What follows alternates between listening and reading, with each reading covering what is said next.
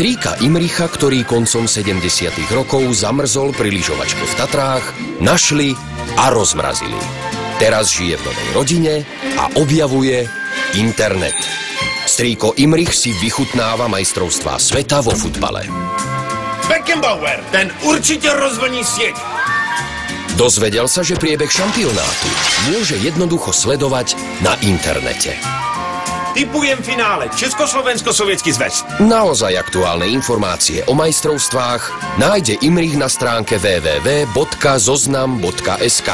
Laptový kúzelníček v kanárikových dresoch. Stačí jedno kliknutie a má k dispozícii fotografie, najčerstvejšie výsledky, rozhovory, súťaže. To všetko zadarmo a 24 hodín denne. Na budúce si strýko Imrich vybaví dovolenku v Juhoške. S internetom od T-Comu.